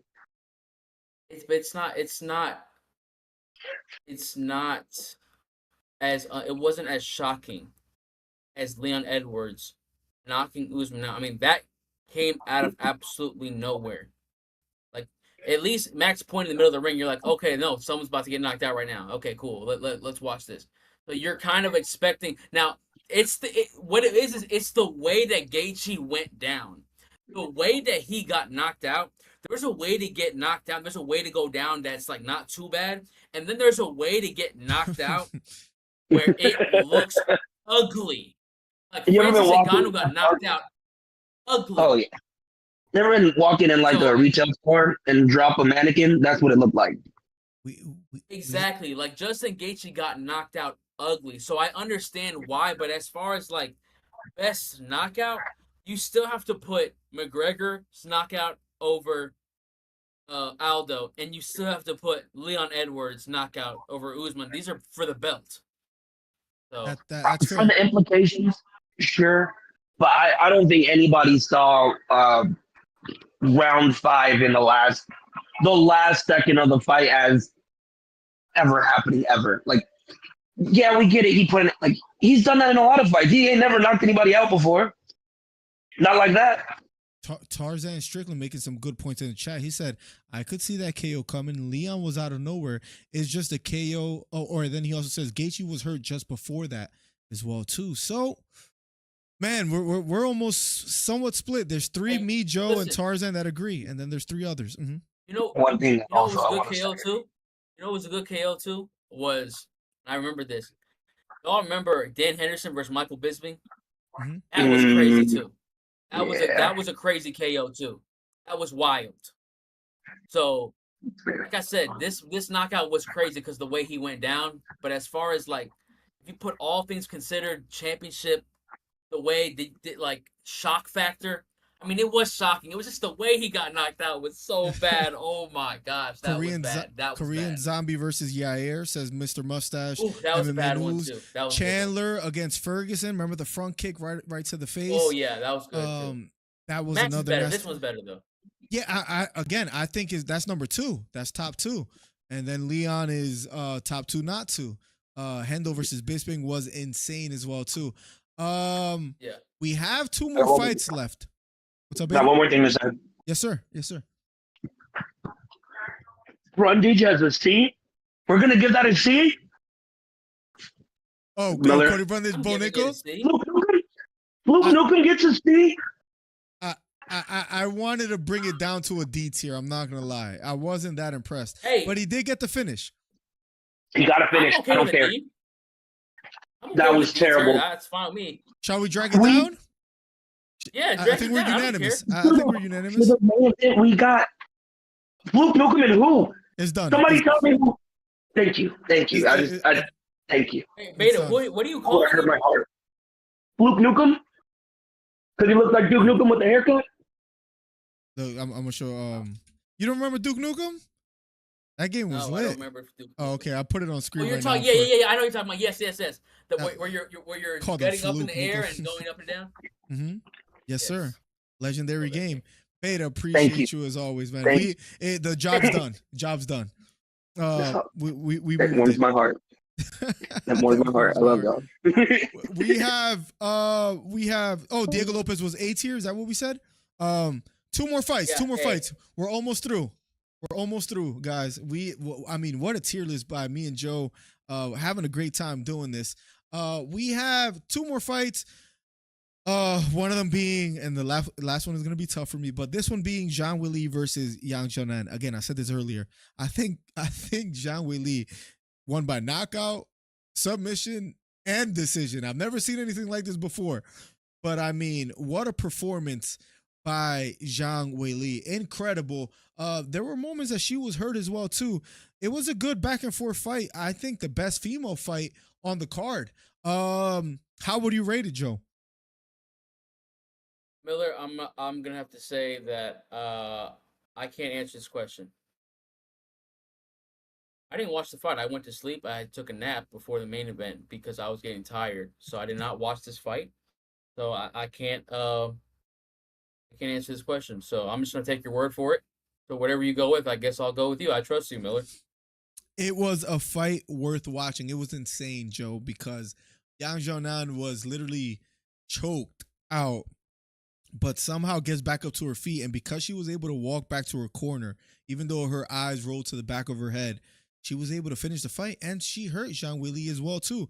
I'm gonna put it as an A tier fight. I would love to see what the chat thinks about it. So let me quickly make a poll on that, and then we're gonna move. This is a little bit tough for me, where I almost want to end the stream. Then Zhang Weili versus it's gonna be a little bit tough. But we have to talk about it. Let me quickly do this. A, B, C, D. We'll love to see what the chat has it at. All right, Joe.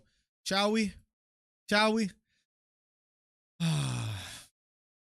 Jamal Hill, Alex Pereira. Now, listen.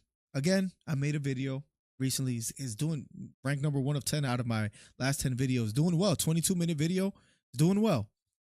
And I essentially say, I don't know what I was thinking. I don't know what I was smoking. I came clean. I don't know what compelled me.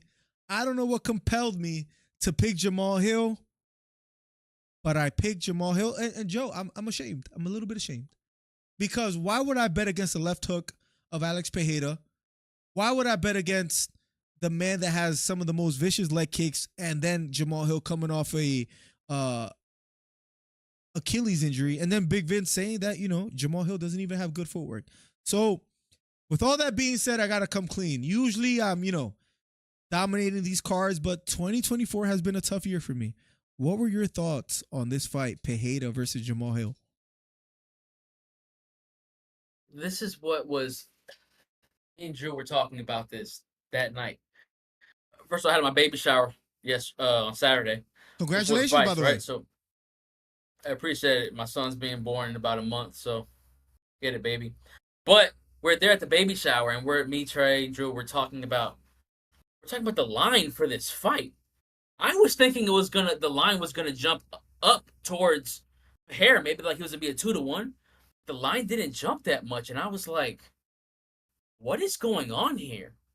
And me and Drew were talking about, like, yo, I'm getting nervous. Like, what do they know that we don't know? Because he at least should be a 2-1 favorite, at least 2-1. And we were like, oh, he's gonna get knocked. No, Jamal Hill's gonna get knocked out 100%. Why is this line not moving? And then fight happens, and watching it, Buddy gets kicked in the groin. He tells him, hold on a second, bud. Hold on a second, bud. Let me cook. 5 seconds later, Jamal Hill eats a shovel left uppercut hook hybrid. Eyes roll back into his head. Eric jumps on him, beats his face in. We're 3 minutes into the fight at this point, and Jamal Hill was talking all that. That's embarrassing. I'm sorry. That is embarrassing. That's why, in my opinion, you should just be humble for the fight. He didn't need to sell the fight. We were going to watch it. It was UFC 300. He had no reason to sell it. She should have just kept his mouth shut. Because go back and watch some of Jamal Hill's interviews. I watched an interview with Jamal Hill in DC before the fight. And Jamal Hill was like talking crazy. Like, I don't understand why people counting me out. Like, this makes no sense to me. I'm levels above him. But he got embarrassed on the biggest fight card in UFC history. Absolutely embarrassed. And everybody saw it coming. You know, it's funny. There was a meme that was sent to me the other day. It was foreshadow. It was you and your buddies at Buffalo Wild Wings when Jamal Hill gets knocked out by Alex Pereira left hook. And it was a bunch of dudes just laughing, having a good time. Literally exactly what happened. So Yeah, I saw it coming. Like I said before, I had Alex Pereira in my head at least minus 225, and I said I wouldn't mind it being minus 300, minus 250. Not at all. I think Pereira has way more experience, kickboxing, multiple division champion. He Adesanya, one of the best fighters in UFC history, 3 times, 2 times in kickboxing, once in the UFC, 2 division UFC champion. Power. I mean, I didn't even see how Jamal Hill was gonna hit him. And not only that, I rewatched the fight today. Yeah, Miller. Alex Pereira threw 1 punch at his head. 1 punch at his head. And it was the punch that knocked him down, that left hook. So, I mean, that was just embarrassing, Miller. So, that's all I got to say. I don't get tired of telling this story, and I'm gonna add Hito right after this. I don't get tired of telling this story. Israel Adesanya has been recorded saying back then, Pereira's gonna be that guy at the bar that said, "Oh yeah, I beat that Adesanya guy once, that UFC champ," and that's all he was gonna amount to. Oh yeah, I beat that guy once in kickboxing. No, I think we can argue, and it's clear as day, that Alex Pereira is the bigger star. The man doesn't even speak a lick of English. And he's one of the most interesting fighters in the world, if not the most interesting. I call him the Brazilian Dos Equis guy. That's how interesting he is.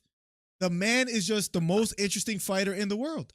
Who's more interesting than him? Nobody. The guy's incredible, doesn't even speak English. Says a couple English words here and there. Says Shama, has the whole world saying Shama. Avengers Glover's losses. I mean, beats Hiri. Beats Jamal Hill. He might go up in weight and beat John Jones and avenge that loss as well, too. I mean, the guy's just incredible, and we got to give him credit. And people say I look like him, which is kind of crazy as well, too. And what people don't know is I also got as much power as him. But anyways, let me drag Hito down to the call as well. I guess he has something to say. What's up, George? I just kind of want to know, like, what's more embarrassing, that you picked Jamal Hill or you had a worse record than me by 50%? Without question, has to be the Jamal Hill thing. I mean, what was I thinking? What was I thinking? That was embarrassing. I'm not gonna lie. Miller, here, I was man of my word. Did I get on you? No. You should have. No, what is your problem? Miller. I love Miller. I said we're brothers in Christ. Okay. Why would I come at? We all make mistakes. No.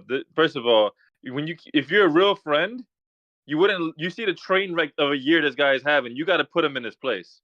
All right? Real friends check people. They don't let them keep running into darkness, into foolishness, like Miller has been. He thought I tried telling him. We all tried to, like, at some point when you tell somebody, you kind of, when they're family, when they're your brother, you kind of just have to let them go their own way. And then when they realize their mistake, they come back and you say, "Hey, brother, it's all is good. Come here. All love, baby." All I got left. Well, first of all, Miller. All right, honestly, what did you see in Jamal Hill? What did you see in him from his fights that you were like, this is the guy who's gonna take out Alex? To be completely honest, and I know it's not the best logic, but hear me out. He gets touched a lot. He again, even Joe said himself earlier. Here he was kind of hitting him with some good shots early, and he just had easy moments to land some shots down the middle.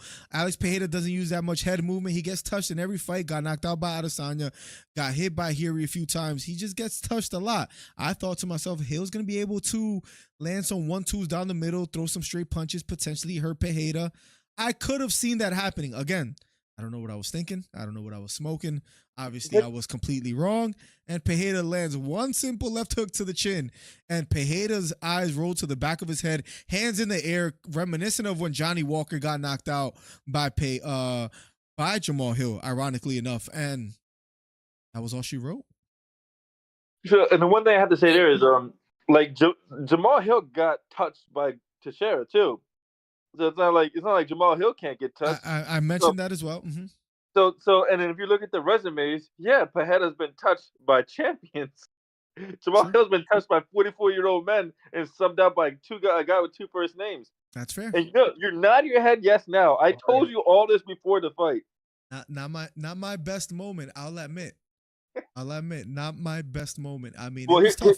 here's your saving grace. This is what you can do to turn things around for 2024. You want to look like a genius? You got to do two things. A, you have to sub to Marab's Instagram. He's at 793K followers, and you get him to 800K. Horrible take. And Way to ruin B, it. you need Etho to put always all ruins it. your money when Marab goes against Sean O'Malley, because Marab will get the belt and he will be your next champion. I'm saving you, Miller. 2024 is going to be a great year for you when you follow my footsteps. Joe, if you haven't noticed, Etho always does this. Didn't he start off hot? He always ruins it. He likes to talk about Marab a lot. I've noticed that he likes Marab. A lot. Is that true? Yeah, a whole lot. Yeah. Hey, listen, I ain't really disagreeing with him that much. Now, I'm not saying Marab wins, but that's a pick'em fight to me. That's a pick'em fight between him and O'Malley. So, I would stay away from that fight, honestly, me personally. Beta said to look at the picture, so I'm putting it on screen for those that want to look. Oh, That was Jamal Hill's face when he got smacked, literally, when he got touched by the left hand of Mr. Dos Equis. I mean, it was tough to watch. Tough to watch. Oh yeah, guys, whoever's not in the Discord, join the Discord as well too. So, Joe, I think we've let me put it on the screen real quick. I think we have officially Oh no, we how do we rate this fight? S tier, A tier, B, C, or D? I put in the S tier. This is the second best fight of the card after Max Holloway versus Justin Gaethje. I was gonna say They're both S tier. I was gonna say, so this is what we rate. I was gonna say A tier, right? Alex Pereira versus Jamal it's Hill. A tier, Joe, and for the reason because he did exactly what we expected him to do. There was no surprise. So it's like he's going against a bum that fought nobody. He did exactly what he was supposed to do to the bum. Therefore, I give it A tier for execution, but there was no adversity. There was, it's just an A tier fight. Here's what made it S tier for me. Man got kicked in the nuts, right? He says, "Yeah, hold on a second, buddy. Hold on a second. Hold on a second. Hold on a second. Hold on a second. Hold on a second. Let me cook for a second, okay?" And then knocks him out. And then he knocks him out. He goes, "Yeah, really? I told you what was gonna happen." Well, do you know where that? Do you know where that's from, Joe? That's Izzy, right? Izzy did it. Yeah. And he was looking at Izzy when he did that. You know what I mean? So it's like, I know. I don't know if you saw Izzy. Did y'all see Izzy's reaction? No, I saw the video. I saw his reaction video. He was like this. He was like, he knew that guy eclipsed his career in one punch. That's crazy. Literally. To say that is crazy, Hito. To say that is wild, but I agree. Oh, I was about to say, hey, it's crazy when you think about it. Not so much you saying that. When you think about that, it's crazy to think about that, isn't it? Like, this guy really surpassed him, like chased him from kickboxing all the way to the UFC, hunted him down and beat him, loses to him, goes up in weight, wins about 3 times, gets 2 titles, something that Izzy failed to do. That's insane. Low key. Hey, I seen some things out. Let's talk about this right quick. Does he go above GOAT status as far as Khabib? Wow. There's people out there I seen feeds right now, man. Yes. Look at the resumes. Sheesh. Look at the resumes, man. Khabib has a shaky resume.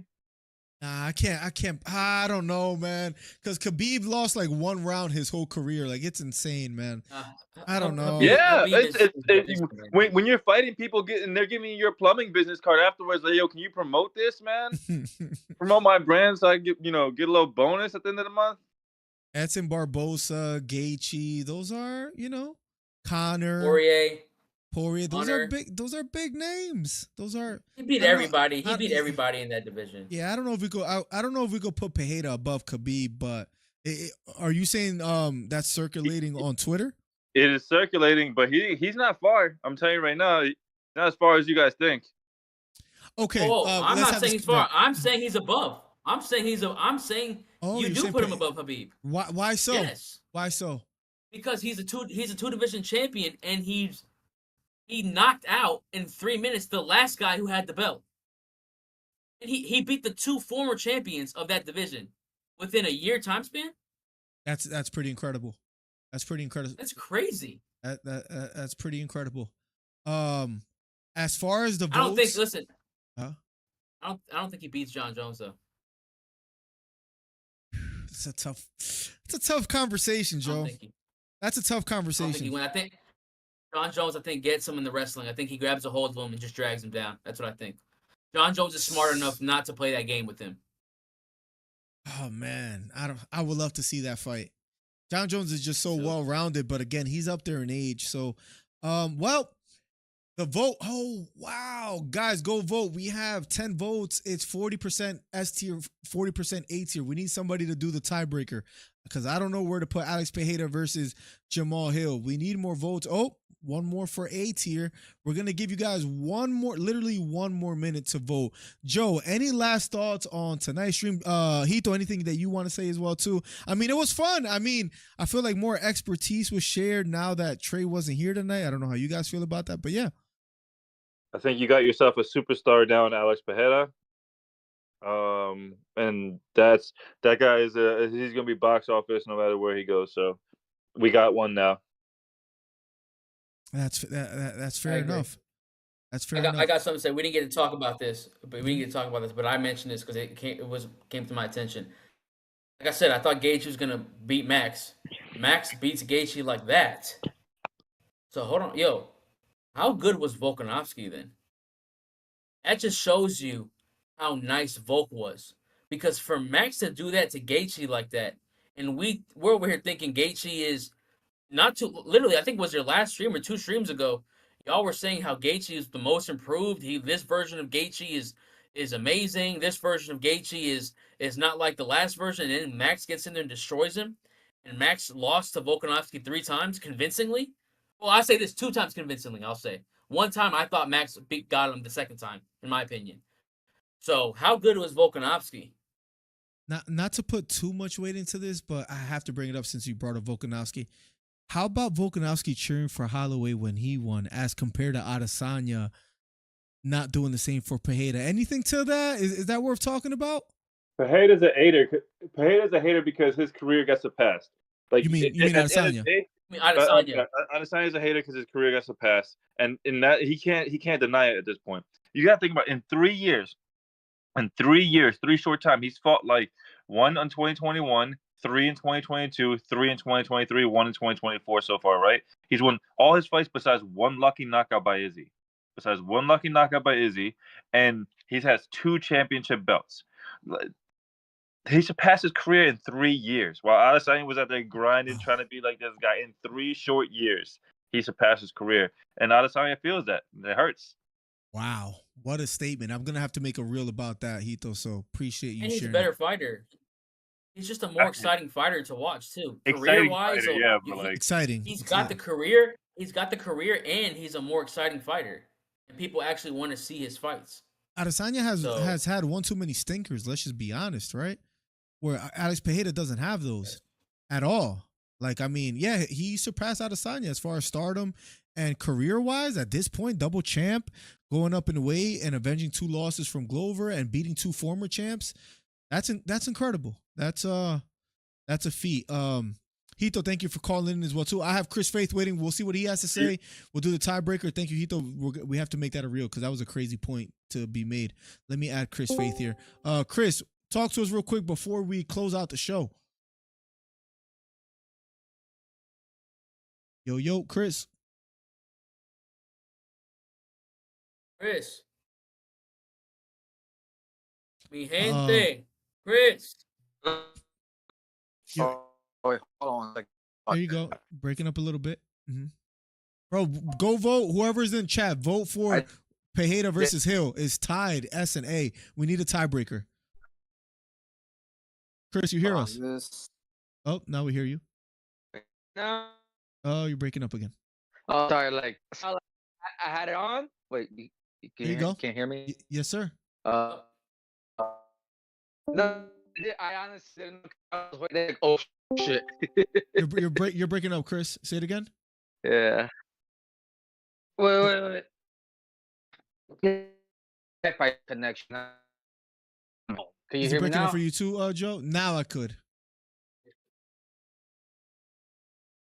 Joe, do you hear Wait, him? can you hear I me don't. now? Yes. And then it keeps going Probably away, the Wi-Fi Chris. connection. Yeah, the thing is the Wi-Fi connection. I'm in my house, but it's the stupid Wi-Fi Hear you connection. perfect now. We hear you You're perfect good. now. You're good now. You're good. Okay, good. Closing thoughts, Chris. Very good. You know what I find out very soon is that when Islam Makhachev versus Dustin Poirier happens, trust me, I'm not down in Islam. I will be going for Islam. But before that, I know I think Alex Pereira should headline UFC 301. But there was a report saying that he has an issue with his leg, so I'm like, ah, damn it. Oh, who has an issue with their Yeah, leg? like Who has an Alex issue? Pereira said, since Alex Pereira won, like a lot of talk been saying he should headline UFC 301. I'm thinking for Magomed Ankalaev, but here's the issue: one, Alex Pereira has a leg issue since he won, and two, Magomed Ankalaev is nowhere ready because since he said to himself that he wasn't training because of Ramadan. I'm like, so what the hell you were doing? Oh, that's a very good Like, point. I dude, mean, why? Like Why would he want to risk? honestly, But if he's honestly, fasting, why would he want to risk losing his belt though? good point. You know, he doesn't want to risk it. He can't get a proper training camp. And yeah, true. But honestly, like Pereira, he's a good fight. You know, the fight that I want to see with Alex Pereira, even though it will not happen, is Alex Pereira versus the current stupid Bellator champion Corey Anderson. No, that's fair Corey enough. Anderson will get Corey Anderson will get mollywopped to be. Agreed, hey, and look, He you're will I get breaking up a think bit. mollywopped. I think that Pereira whoops on Tom Aspinall. Chris, what do you think? Wow. Hold on. It has to be for the real belt, because I'm not counting on the interim belt. Heck no. Unless I Okay, see but a who do you real have in that champion, fight? unless I see as honestly, I'll go for Aspinall. But if Pereira wins, I'll be like, so be it. I don't care. Who do you think wins though? You know, I could say by knockout, probably Tom Aspinall. But if I'm wrong, it could be Alex Pereira by first round knockout. And before we let you go, Chris, one of your friends now, Trey, he wanted to make sure that we told you that he said hi. He said it in chat. Oh, tell him I said hi back. We'll do. That's respectful. We'll do. Any last thoughts before we let you go, Chris? We got to end the show in a second. You know, I could say like, I hope you guys watch the upcoming fight. I'll talk about Henny versus Garcia. I got Henny. Not changing my mind on Henny. I'm not Okay. changing my mind on Henny. No, that's Yeah, so don't miss that fight. we might do a live Don't I got a miss commentary. that question fight. for you. We might do a live commentary on that one. Good. Yep. Chris, I got a question Good. for you. Okay, ask me the question. How were the pupusas in El Salvador? How were they? Demasiado. I'm serious. And I'm gonna lie, They were the good, food right? They were over fire. there is a bit better. Heck yeah. It looks way cheaper. This mic is You're- going. You're breaking up, Chris. No, I'm saying, look, the food over there is cheaper, unlike the inflation crap like Biden was he doing in this country. Listen, Chris, I can't help but agree with you. Chris, yeah, you know the president. Yeah. No, go ahead. The president of my country, Nayib Bukele. The president of my country, Nayib Bukele. He's better than that jackass old asshole Joe Biden. That's fair, Chris. One more question. Last question for you. How did Joe do today? 10 out of 10. Excellent. 10 out of 10. Excellent. Let's go. Thank you, Go, brother. Chris. Thank you, brother. Hey. Much love, Chris. Hey, Chris, you have a good night, man. Make sure you call back again, all right? Bless her. Much Got love, it. bro. It broke up. Much love, bro. There you Yep. there you have it, guys. Chris Faith. All right, vote was in. We have to put Alex Pereira at A tier by one single vote.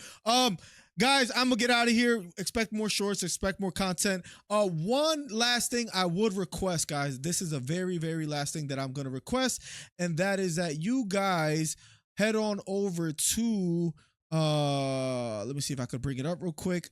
Yes, it's right here. This is my latest video and is ranked number 1 of 10 on my latest ones. Go check that out. Leave me a salute emoji so I can know that you made it there. I'm gonna let Joe close out the show the way we let Trey close out the show. Thank you, Joe, for your support and for jumping in last minute. It was appreciated. And we always joke about Trey, but Trey had some other business to attend to. Trey, we love you and we thank you for all the hard work that you put in on this channel. Honestly, you guys are helping me grow an incredible community, and that's a big thank you to Trey, a big thank you to Joe. Joe closes out. I'm out of here. #1 commentary channel on YouTube, and closes out. Here we go. Well, ladies and gentlemen, thank you guys for coming to the #1 MMA commentary channel on YouTube. And we recapped the UFC 300. It lived up to expectations. The fights were great. A few stinkers, but majority of the fights were amazing. Alex Pereira didn't disappoint.